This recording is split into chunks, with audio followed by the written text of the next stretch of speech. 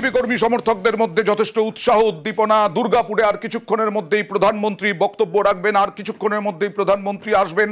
বহু মানুষের ভিড় জমেছে প্রধানমন্ত্রীর এই সভায় এবং এখনো পর্যন্ত অপেক্ষা করছেন তারা। এই মুহূর্তে আপনারা দেখছেন প্রধানমন্ত্রীর কাট আউট বিজেপির পতাকায় ভরে গেছে গোটা দুর্গাপুর শহর। বাংলা অস্মিতা নিয়ে লাগাতার আক্রমণ তৃণমূলের। তার আগে প্রধানমন্ত্রী নরেন্দ্র মোদী আসার আগে তিনি গতকাল রাতেই বাংলাতেই পোস্ট করলেন এক স্যান্ডেলে, পশ্চিমবঙ্গ তৃণমূলের অপশাসনের কারণে ক্ষতিগ্রস্ত হচ্ছে, মানুষ অনেক আশা নিয়ে বিজেপির দিকে তাকিয়ে আছেন এবং তারা নিশ্চিত যে একমাত্র বিজেপিই পারে উন্নয়ন করতে। এবং আজকে যে ভাষণ দেবেন তিনি, যে সভা করবেন, সেখানে আমন্ত্রণও জানালেন। আর কিছুক্ষণের মধ্যেই অন্ডাল বিমানবন্দরে নামবেন। অন্ডাল বিমানবন্দর থেকে তিনি দুর্গাপুরের উদ্দেশ্যে রওনা দেবেন, প্রশাসনিক সভা করবেন, বিভিন্ন প্রকল্পের উদ্বোধন করবে এবং তারপরে রাজনৈতিক সভা। সেই রাজনৈতিক সভা থেকে কি তৃণমূলের যে আক্রমণ, সেই আক্রমণে উত্তর দেবেন, আক্রমণের পাল্টা দেবেন, নাকি সেই আলিপুরদুয়ারে 1.5 মাস আগে নরেন্দ্র মোদী যেভাবে দুর্নীতি নিয়ে আক্রমণ করেছিলেন, সেই দুর্নীতি নিয়ে আক্রমণ করবেন তৃণমূলের বিরুদ্ধে? বঞ্চনার জবাব দেবেন কিনা প্রধানমন্ত্রী নরেন্দ্র মোদী? এখন বিজেপি কর্মী সমর্থকরা তারা ভিড় জমিয়েছেন, প্রধানমন্ত্রী কি বার্তা দেন? আসলে 26-এর ভোটের আগে 25-এই এই জুলাই মাস থেকেই ভোটের দামামা বেজে গেছে বলা যায়। ভোটের দামামা বেজে গেছে বলা যায়, কারণ 16ই জুলাই রাস্তায় নেমে পড়লেন মমতা বন্দ্যোপাধ্যায়, তৃণমূল নেত্রী। তিনি কলেজ স্কোয়ার থেকে ডরিনা ক্রসিং পর্যন্ত মিছিল করলেন। বাংলা বলা কি অপরাধ, বা ভিন রাজ্যে বাংলা বললেই বাংলাদেশি তকমা কেন, এই প্রশ্ন তুলে। আর আজকে প্রধানমন্ত্রী নরেন্দ্র মোদী এই মিছিলের পর আবারও কালকে বিজেপিকে এই ইস্যুতেই আক্রমণ করেছিলেন মুখ্যমন্ত্রী মমতা বন্দ্যোপাধ্যায়, তৃণমূল নেত্রী মমতা বন্দ্যোপাধ্যায়। আর আজ এই যে প্রধানমন্ত্রী নরেন্দ্র মোদীর সভা, সেই নরেন্দ্র মোদীর সভা দুর্গাপুরে নেহেরু গ্রাউন্ডে, সেই দুর্গাপুরে বিভিন্নভাবে প্রচার করার চেষ্টা করলেন সুকান্ত মজুমদার, শ্রমিক ভট্টাচার্যরা, যাতে মানুষ জমায়েতে হয়, সাধারণ মানুষের জমায়েত হয়। সরাসরি চলে যাব প্রতিনিধি সুস্মিতার কাছে, পারাদীপের কাছে যাব। পারাদীপের সঙ্গে কথা বলবো। পারাদীপ, কতক্ষণ দেরি আর এখনো পর্যন্ত কি জানা যাচ্ছে? প্রধানমন্ত্রী নরেন্দ্র মোদীর আশা কখন? দেখো, কিছুক্ষণের অপেক্ষা, তারপরেই কিন্তু আমরা যে ছবি এই মুহূর্তে দেখতে পাচ্ছি সেটা কিন্তু আরো এই মুহূর্তে কিন্তু একটা খবর তোমায় দিয়ে রাখি। কারণ নরেন্দ্র মোদী জনসভায় পৌঁছানোর আগে এখান থেকে একটু খুব সম্ভবত ইলেকট্রিকের যে তার মাটিতে ফেলা ছিল, জলের সঙ্গে কোনোভাবে শর্ট সার্কিট হয়ে আগুনের ফুলকি দেখা যায়, ধোঁয়া ছড়িয়ে পড়ে এবং তৎপরতার সঙ্গে পুলিশ, নিরাপত্তা রক্ষী এবং এসপি যারা ছিলেন তারা সেখানে গিয়ে কোন ক্রমে সেই ধোঁয়া ওঠা এবং আগুনের ফুলকি আটকান। এই মুহূর্তে আমরা দেখতে পাচ্ছি যে ফায়ার এক্সটিংগুইশার অর্থাৎ অগ্নি নির্বাপন যন্ত্র নিয়ে কাঁধে নিয়ে পুলিশ এবং নিরাপত্তা রক্ষী যারা রয়েছেন, এই মুহূর্তে সেই আগুনের যেখান থেকে তার থেকে আগুন ছড়িয়েছিল সেই জায়গাটা এই মুহূর্তে এসপিজি এবং নিরাপত্তা রক্ষী যারা রয়েছেন তারা সেখানে ছুটে যাচ্ছেন এবং ফায়ার এক্সটিংগুইশার দিয়ে সেখানে নেভানোর চেষ্টা করছেন। তবে বলা যেতে পারে যে আরো এখনো জনসভা শুরু হতে বেশ খানিকটা সময় বাকি আছে অয়ন, কিন্তু তার আগে যেভাবে আজকে এইভাবে এখান থেকে আগুনের ফুলকি দেখা গেল, ধোঁয়া উঠতে দেখা গেল, সেটা কিন্তু যেভাবে এখানে প্রচুর কর্মী সমর্থক ভিড় করেছেন তাতে যদি একটা প্রবল বিপর্যয় বা দুর্ঘটনা ঘটতেই পারতো। কারণ এই আগুন যদি বড় হতো তাহলে সেক্ষেত্রে একদম, সেক্ষেত্রে আমি বলছি বিজেপি কর্মী সমর্থকদের কাছে কি এখন থেকেই বিজেপি নেতৃত্ব বার্তা দিতে শুরু করেছেন প্রধানমন্ত্রী আসার আগে, রাজনৈতিক বার্তা?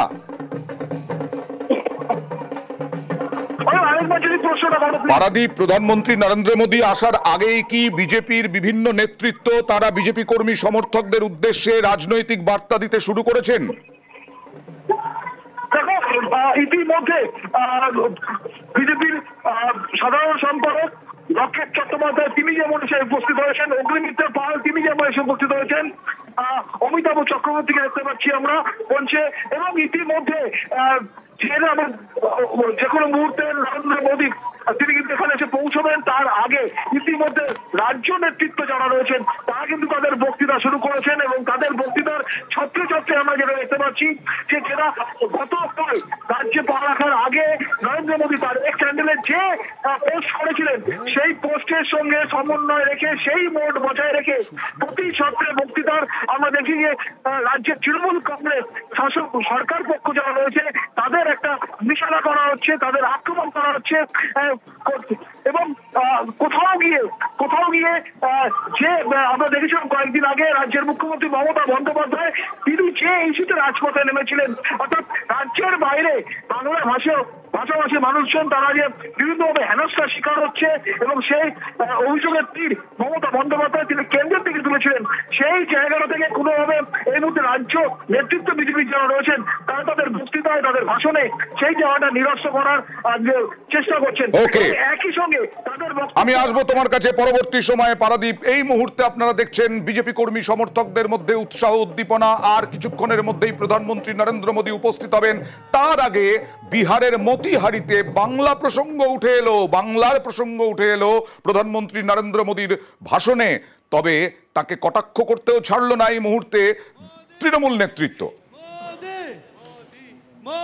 जैसे पश्चिमी भारत में मुंबई है वैसे ही पूरब में मोतीहारी का नाम हो, सूरत की तरह ही संथाल परगना का भी विकास हो, जयपुर की तरह जलपाईगुड़ी और जाजपुर में भी टूरिज्म के नए रिकॉर्ड बने, बेंगलुरु की तरह वीरभूम के लोग भी आगे बढ़े। पूर्वी भारत को आगे बढ़ाने के लिए हमें बिहार को विकसित बिहार बनाना है। বাংলার পর্যটন নিয়ে যদি কেউ প্রথম বিজ্ঞানসম্মতভাবে ভেবে থাকেন তাহলে তিনি মুখ্যমন্ত্রী মমতা বন্দ্যোপাধ্যায়। নরেন্দ্র মোদী দয়া করে আপনাকে মাথা ঘামাতে হবে না, আপনার মাথা ঘামাবার অপেক্ষায় কেউ বসেও নেই। শুধুমাত্র পর্যটক পাঠালে হবে না, সেই এলাকার মানুষের রুটি কাপড়া মাকান চা শিল্প থেকে শুরু করে সব জায়গায় যদি মানুষের পাশে না দাঁড়ান, উন্নয়ন না করেন, পরিকাঠামো না দেন, পর্যটক যাবেন কোথায়? একটা দুর্বল হোমওয়ার্ক নিয়ে কাদের কাছ থেকে ইনপুট নেন, ভুলভাল কথা বলতে এসেছেন। বীরভূম ওনার কাছ থেকে শুনতে হবে। বাংলায় রবীন্দ্রনাথ ঠাকুর বীরভূমে গিয়ে শান্তিনিকেতন তৈরি করেছেন, বীরভূম থেকে 2জন নোবেল জয়ী। আপনি আগে পহেলগাঁওতে টুরিস্টদের পাহারা দিন, জঙ্গি ঢুকে মেরে ফেলছে, আপনাকে এদিকটা দেখতে হবে না, এখানে মমতা বন্দ্যোপাধ্যায় আছেন। কথা বলবো প্রতিনিধি সুস্মিতার সঙ্গে। সুস্মিতা, আর কতক্ষণ অন্ডালে নামতে প্রধানমন্ত্রীর আর কতক্ষণ সময়, কি জানা যাচ্ছে সূত্র থেকে? ইতিমধ্যেই অন্ডাল বিমানবন্দরে প্রধানমন্ত্রী নরেন্দ্র মোদী তিনি অবতরণ করেছেন।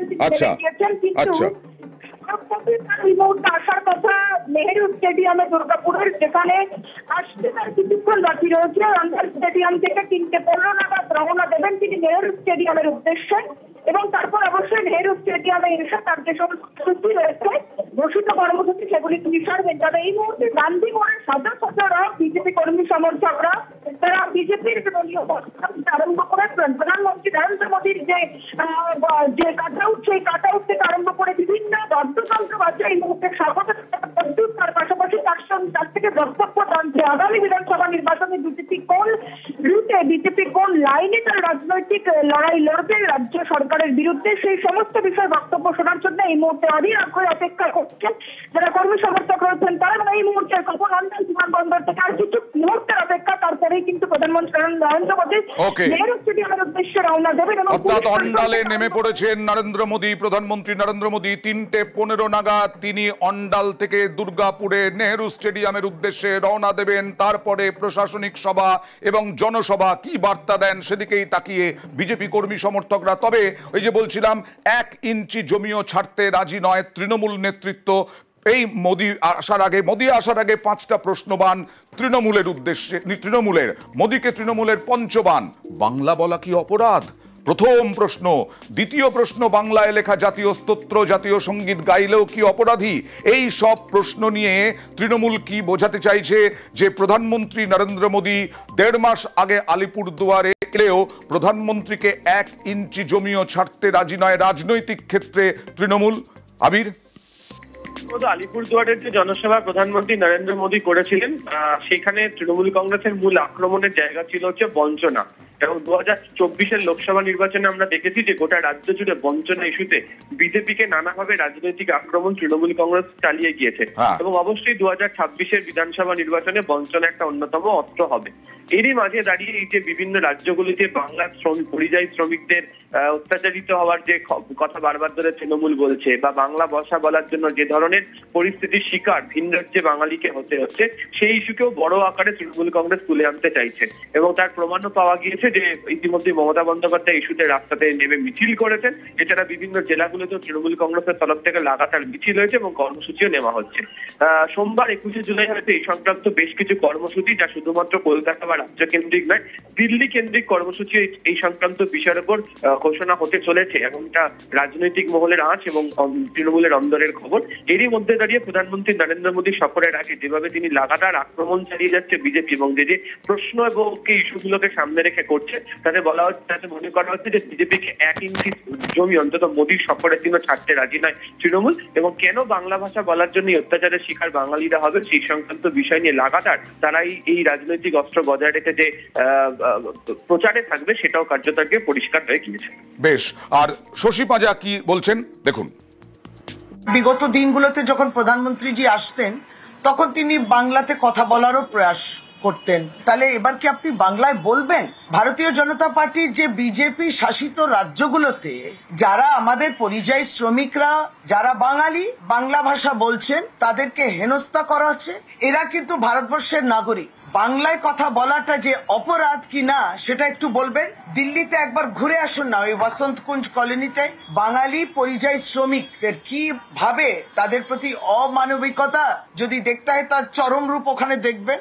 আপনারই মুখ্যমন্ত্রী, আসামের মুখ্যমন্ত্রী, তিনি বলছেন যে চিহ্নিত করতে হবে কারা বাংলায় বলছেন আর কারা বাংলা লেখেন আসামে। এই ফরমানটা দেয়ার অধিকার কি প্রধানমন্ত্রী আপনারা দিয়েছেন? কবিগুরুর বাংলা, নজরুলের বাংলা, রাষ্ট্রগীত, ন্যাশনাল অ্যান্থম কালকে কি গাওয়া বন্ধ করে দেবে? বাংলায় উৎপত্তি এবং বাংলা থেকে সব শুরু, কিন্তু সে বাংলার উপরে আক্রমণ নীরব থাকলে তো হবে না। শুধু সোশ্যাল মিডিয়া নয়, বক্তব্যে নয়, সাংবাদিক সম্মেলনে নয়, দুর্গাপুরে যেখানে মোদি ভাষণ দেবেন তার আশপাশে এই ধরনের হোর্ডিংও পড়েছে। দুর্গাপুরে বন্ধ হয়ে যাওয়া রাষ্ট্রায়ত্ত সংস্থাগুলি কবে খুলবে, মোদি তুমি জবাব দাও, এইরকম হোর্ডিং পড়েছে বেশ কয়েকটি। আর তা নিয়েও রাজনৈতিক তরজা তুঙ্গে, কারণ প্রধানমন্ত্রী নরেন্দ্র মোদী আসার আগে রাজ্য জুড়ে তৃণমূল যে কর্মসূচি পালন করছে তাতে বলা হচ্ছে, রাজনৈতিক বিশ্লেষকরা মনে করছেন 1 ইঞ্চি জমিও ছাড়তে রাজি নয় তৃণমূল। এবং এই পুরো বিষয়টিকে, অর্থাৎ বাঙালি অস্মিতা, এইগুলোকে পুরোপুরি এড়িয়ে যাবেন কিনা প্রধানমন্ত্রী নরেন্দ্র মোদী, এখন সেটাই দেখার। কিন্তু এই হোর্ডিং নিয়ে রাজনৈতিক তরজা দেখুন। মাননীয় প্রধানমন্ত্রীর তো খেদে কোনো কাজ নেই যে ওই মোড়ের মাথায় হোর্ডিংটার দিকে উনি তাকাবেন। আর বাংলার মানুষ, যারা সাধারণ মানুষ দাঁড়িয়ে আছেন সকাল থেকে মোদিজিকে অভ্যর্থনা জানাবার জন্য, তারাও জানেন যে তাদের হৃদয়ে মোদিজি আছেন। ওই হোর্ডিং দেখিয়ে কোনো লাভ হবে না। দুর্গাপুরের মানুষ তাকে জানতে চাইবেন না যে বন্ধ কলকারখানা হয়ে আছে চারিদিকে, শ্রমিকরা কাঁদছে, আর প্রধানমন্ত্রী এসে গোল গোল কথা বলে দিয়ে চলে যাবেন? তার কাছে সাধারণ মানুষ জবাব চাইবে না? এবং মোদীকেও দুর্গাপুরে দাঁড়িয়ে জবাব দিয়ে যেতে হবে। কবে ডিএসপি কে আরো এগিয়ে নিয়ে যাওয়া যাবে, কবে টাউনশিপের উন্নয়ন হবে, এগুলো তো জবাব দিতে হবে। শুধু জুমলাবাজি করলে তো হবে না। তবে বিজেপি কর্মীরা তারা এই হোর্ডিং খুলে নিলেন কিছুক্ষণ পরেই। হোর্ডিং খুলে দিলেন বিজেপি কর্মীরা। এই হোর্ডিং বা ফেস্টুন কারা লাগিয়েছিলেন সেটা স্পষ্ট নয়, কিন্তু বিজেপি অভিযোগ করছে তৃণমূল এই ধরনের হোর্ডিং লাগিয়েছে, এবং তারপরে বিজেপি কর্মীরাই মোদি বিরোধী পোস্টার খুলে দিলেন।